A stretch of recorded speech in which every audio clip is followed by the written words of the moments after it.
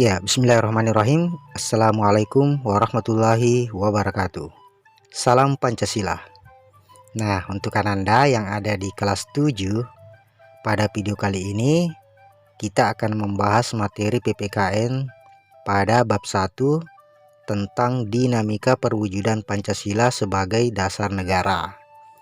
Tapi sebelumnya, bagi Ananda yang belum subscribe, ya silahkan subscribe dulu ya, dan nyalakan loncengnya agar Ananda bisa mendapatkan pemberitahuan tentang video-video pembelajaran terbaru dari PPKN Channel. Ya, baik Ananda semua, di bab 1 kali ini kita akan membahas submateri yang ada di poin A tentang penerapan Pancasila dari masa ke masa. Nah, tujuan pembelajaran kita kali ini adalah bagaimana Ananda bisa mensyukuri perwujudan Pancasila sebagai dasar negara yang merupakan anugerah Tuhan Yang Maha Esa, menunjukkan sikap bangga akan tanah air sebagai perwujudan dari nilai-nilai Pancasila sebagai dasar negara, mengamati dinamika yang terjadi di masyarakat, terlebih mengenai praktik ideal Pancasila sebagai dasar negara dan pandangan hidup bangsa, dan bagaimana Ananda mampu merancang dan melakukan penelitian sederhana tentang peristiwa dan dinamika yang terjadi di masyarakat terkait penerapan Pancasila sebagai dasar negara dan pandangan hidup bangsa. Nah, untuk poin A, penerapan Pancasila dari masa ke masa. Pada masa awal kemerdekaan Indonesia, yaitu tahun 1945 sampai tahun 1950, Pancasila mendapat banyak tantangan dari berbagai pihak, seperti Belanda. Bahkan dari masyarakat Indonesia sendiri, ada yang ingin menggantikan Pancasila sebagai dasar negara. Nah, terdapat beberapa upaya-upaya pemberontakan terhadap NKRI di sejumlah tempat, yaitu diantaranya pemberontakan PKI, pemberontakan DITII di Jawa Barat dan Jawa Tengah, APRA, pemberontakan Andi Asis, dan pemberontakan RMS.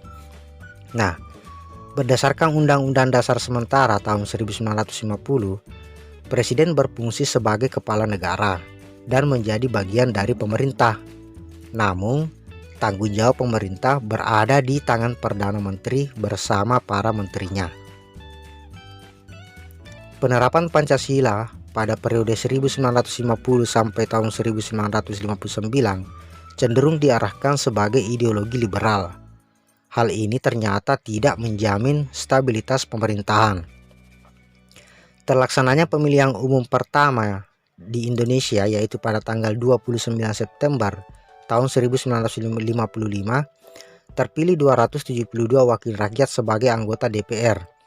Pemilu ini juga berhasil memilih anggota-anggota lembaga konstituante sejumlah 550 orang.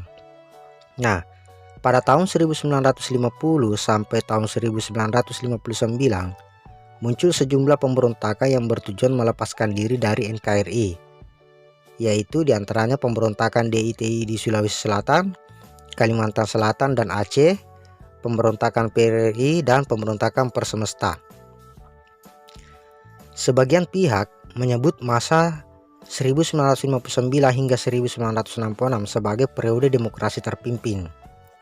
Pada masa ini, demokrasi dianggap tidak berada pada kekuasaan rakyat, sebagaimana diamanatkan nilai-nilai Pancasila, namun cenderung berada pada kekuasaan pribadi presiden.